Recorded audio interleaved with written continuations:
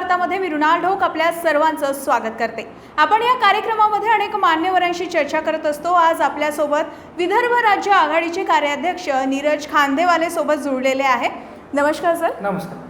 आपल्या माध्यमातून मी प्रेक्षकांना हे सांगू इच्छितो की आज जर का आपण विदर्भाची तुलना महाराष्ट्रातल्या इतर प्रदेशांची केली तर आपल्याला स्वतःला लक्षात येईल की विदर्भ हा किती मागासलेला आहे। आणि हे काही आपल्यावरती कुठलं आपलं नशीब फुटकं किंवा आपले काही राशी भविष्य आपलं खराब आहे हा याच्यातला भाग नाही आहे। ज्या वेळेला विदर्भाच्या राज्याची स्थापना व्हायला हवी होती, फाजल अली कमिशननी आपलं रेकमेंडेशन दिल्यानंतर त्यानंतरही विदर्भाचं राज्य न करता आपण 1 मे 1960 रोजी महाराष्ट्रामध्ये सामील केल्या गेलो। आणि महाराष्ट्रामध्ये सामील करत असताना महाराष्ट्रातल्या जनतेला कधीही विचारण्यात आलं नाही की तुमचं काय मत आहे। आणि 1960 पासून आपण बघतो की विदर्भाच्या जनतेचं शोषण आणि उर्वरित महाराष्ट्राच्या जनतेचं पोषण हेच महाराष्ट्र सरकारचं धोरण राहिलेलं आहे। त्यामुळे वीज इथली आणि ती जाते मुंबई पुण्याला, प्रदूषण आपण सोचतो, कच्चा माल सगळा खनिज पदार्थ इथले आहेत, कारखाने मुंबई पुण्यामध्ये होतात, आपण इथे फक्त प्रदूषण सोचतो।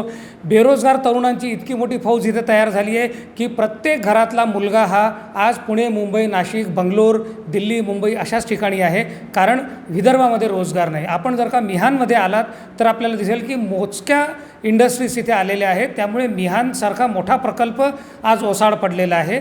महाराष्ट्र सरकारने मेट्रो सुरू केली आणि मेट्रोचं जर का आपण वस्तुस्थिती पाहाल तर मेट्रोमध्ये फक्त कॉलेजचे विद्यार्थी आपल्याला जाताना दिसतात। खऱ्या अर्थाने ती लोकल ट्रान्सपोर्ट म्हणून तिचा वापर व्हायला पाहिजे होता, जसं मुंबईमध्ये लोकल ट्रेन्स आहे, पण इथे रोजगार नसल्यामुळे लोकांना ट्रेन्सने जाणं देखील परवडत नाही। मला सांगा, विदर्भ राज्य जर वेगळं झालं तर याचे फायदे काय होणार आहे, याबाबत प्रेक्षकांना काय सांगाल? आणि त्याचबरोबर उद्योगसुद्धा वाढतील का, याबाबत काय सांगाल? जसं एखाद्या राज्याच्या पॉलिसीज डिसाईड करायचा अधिकार त्या राज्याचा असतो, आज आपण दुर्दैवाने महाराष्ट्रातला एक प्रदेश आहोत। त्यामुळे महाराष्ट्राच्या लेवलवरती ज्या वेळेला राज्यकर्ते विचार करतात तर त्यांच्या नजरेमध्ये फक्त नाशिक, पुणे, मुंबई, सोलापूर, कोल्हापूर असेच शहरं दिसतात त्यांना उद्योगधंदे आणण्याकरता। आणि विदर्भ जर का वेगळं राज्य झालं तर विदर्भाची स्वतःची रोजगार निर्मितीची एक योजना राहील। जसं महाराष्ट्र पब्लिक सर्व्हिस कमिशन आहे, जिच्या माध्यमातून आपण रेव्हेन्यूपासून तर पोलीस खात्यापर्यंत सगळ्या नोकऱ्यांची आपण नोकर भरती करतो, तसं विदर्भ पब्लिक सर्व्हिस कमिशन राहील। आणि त्याच्या माध्यमातून तहसीलदारापासून तर डेप्युटी कलेक्टरपर्यंत आणि कॉन्स्टेबलपासून तर DYSP ही सगळी पदं विदर्भातल्या मुलांच्या मार्फत भरल्या जातील। त्यामुळे तुम्ही इमॅजिन करू शकता की विदर्भामध्ये किती शासकीय नोकऱ्या निर्माण होतील।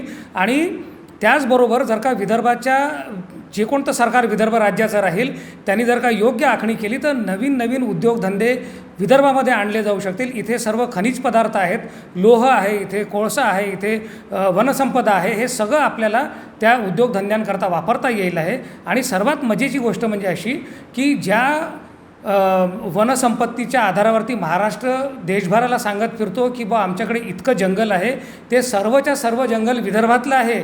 म्हणजे विदर्भामध्ये जो भूभाग आहे त्याच्यामध्ये जे पोल्युशन कंट्रोल बोर्डच्या निकषाप्रमाणे 33% तुमचं जंगलाची हे असायला पाहिजे जमीन, इथे आपण त्याच्या कितीतरी पट जास्त आहे, पण आपण महाराष्ट्रात असल्यामुळे ती 33% आपण दाखवू शकतो। उद्या विदर्भाचं राज्य झालं तर झुडपी जंगलाचे प्रश्न सुटतील। काही जंगलं अशी आहेत की जिथे आपण सरकारची परवानगी घेऊन उद्योगधंदे आणू शकू किंवा लोकांना तिथे स्थानिक रोजगार निर्माण करून देऊ शकू। हे सगळं संभव होईल फक्त विदर्भाचं वेगळं राज्य झाल्यावर। धन्यवाद सर, आपण आमच्याशी चर्चा केल्याबद्दल। आणि नक्कीच 2024पर्यंत विदर्भ राज्य अलग हो आणि त्यामध्येच उद्योग आणि बेरोजगारीसुद्धा संपो, हीच नवराष्ट्रतर्फे आपणास शुभेच्छा। यानंतरही असेच घडामोडी बघण्यासाठी नवराष्ट्र नववार्ता बघत रहा। मृणाल ढोक, वर्धा।